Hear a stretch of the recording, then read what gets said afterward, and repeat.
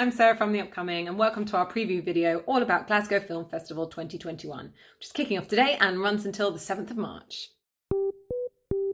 To say this has been a challenging time for the entertainment industry is something of an understatement, but despite the many hurdles, there's actually been fantastic opportunities for online releases and film festivals such as Glasgow. Especially for this year, they're going to have a film at home platform, which means you can enjoy all the festival has to offer from the comfort of your own home. The Glasgow Film Festival is renowned for celebrating world cinema, championing new talent, and of course showcasing Scottish film. And this year is not set to be any different. Before we get to our top picks, however, please don't forget to subscribe to the Upcoming YouTube channel and head to our website for loads more reviews, interviews, and all things film and culture. But for now, back to the important stuff. Also new for this year at Glasgow Film Festival is the Welcome To programme, which is putting a spotlight on Black female filmmakers and Black Scottish history. Some of the films you should definitely look out for are Welcome to the Terrordrome, Angelo on Burns, and Expensive Shit.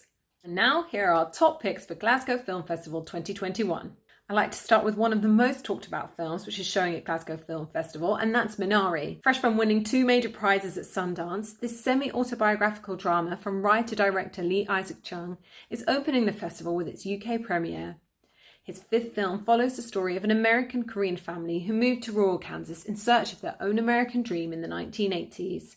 Their struggle to get by growing Korean vegetables and find their identities is further complicated by the arrival of their mischievous grandmother. The film stole the hearts of everyone at Sundance with its humour, authenticity and poignancy, including our own reviewer Andy Murray, who gave it the full 5 stars, and is expected to do the same with audiences worldwide. I, for one, cannot wait to see this one.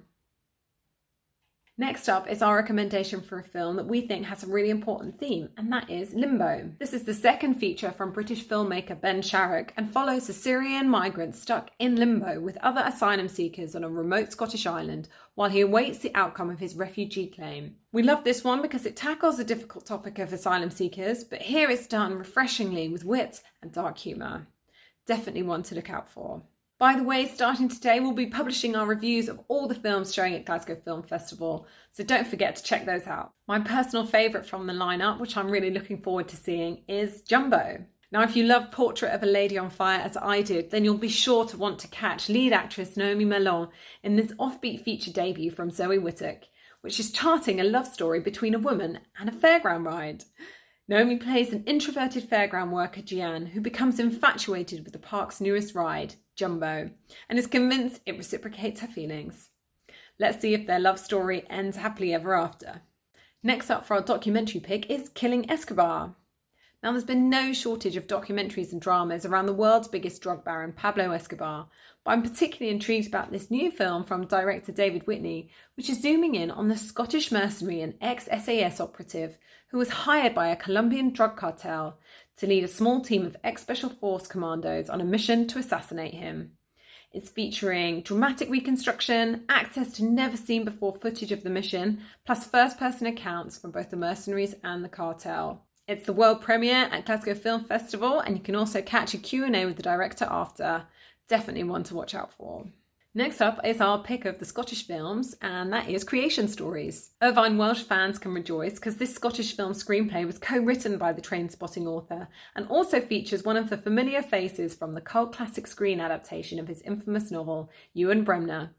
It tells the story of notorious Glaswegian music icon Alan McGee, the founder of Creation Records, who is responsible for launching the careers of the likes of Oasis, Primal Scream and My Bloody Valentine.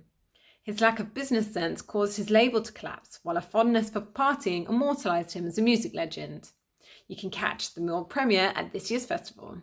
And now for 5 other films I think you should definitely check out. First up, Handsome. And this is a documentary from Luke White and a deeply moving portrait of brotherhood that revolves around Nick and his brother Alex, who has Down syndrome. Now in his 20s, Nick begins to question whether he has the ability to become a full-time carer for his sibling. To find answers to these questions, the pair set out on a journey that takes them across the globe to meet others who've had a similar experience. Wildland, a gripping crime drama by Danish filmmaker Jeanette Nordal. After the death of her mother, teenage Ida is taken in by her estranged aunt. At first, all is well, and Ida is in a loving home.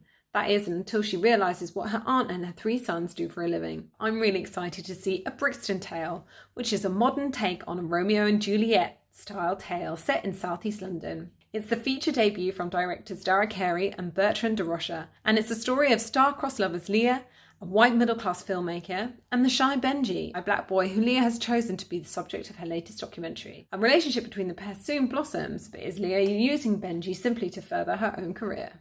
Next up is The Woman with Leopard Shoes, and this is a thriller which promises to be unlike anything we've seen before. It's the debut feature from French filmmaker Alexis Bruchon and takes the form of a modern twist on retro noir cinema, following a thief who is sent to steal a box from a house by a mysterious woman.